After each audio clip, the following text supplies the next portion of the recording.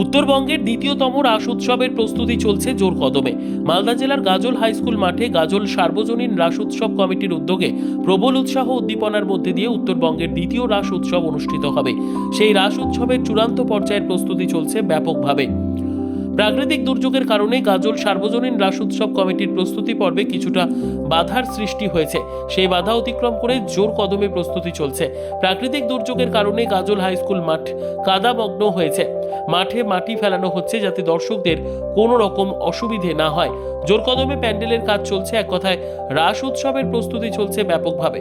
রাস উৎসবের জন্য কোনো খামতি রাখছেন না রাস উৎসব কমিটি।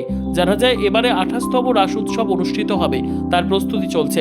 রাস উৎসব উপলক্ষে প্রতি বছর মেলা অনুষ্ঠিত হয় ব্যাপকভাবে। এবছর মেলার প্রস্তুতি চলছে জোর কদমে। এই মেলার সবচেয়ে বড় আকর্ষণ হচ্ছে শেষের দিন জীবন্ত ট্যাবলো প্রতিযোগিতা।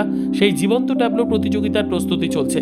মঙ্গলবার বিকেলের দিকে এই রাস উৎসবের শুভ সূচনা অনুষ্ঠিত হবে, তাই প্রস্তুতি চলছে জোর কদমে।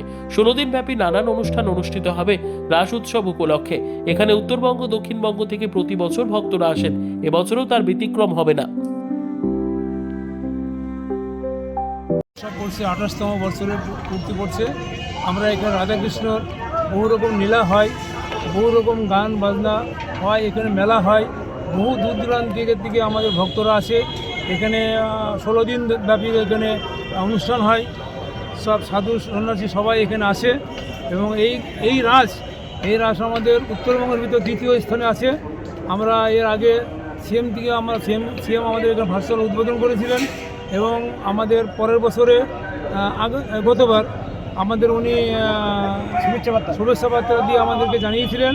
এবারও আমরা চিঠি করেছি, এখন কীভাবে বলা মুশকিল। যাই হোক, আমরা এই রাস আমাদের এখন বৃহত্তম রাস, এটা আমাদের আগামীকাল আমাদের উদ্বোধন হবে 2টোর সময়।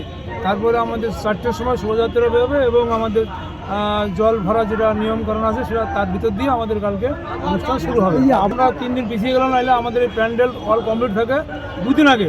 লাইট ফাইট সব আমাদের বৃষ্টির জন্য আমরা পিছিয়ে গিয়েছি, তবু আমাদের আজকে রাতের ভিতরে সব কমপ্লিট হয়ে যাবে। আশা করি কালকের দিয়ে আমাদের ফুল দমে অনুষ্ঠান চলবে। প্রস্তুতি চলছে। আমার নাম তপন বিশ্বাস, সম্পাদক। ব্যুরো রিপোর্ট, উত্তর বাংলা সংবাদ।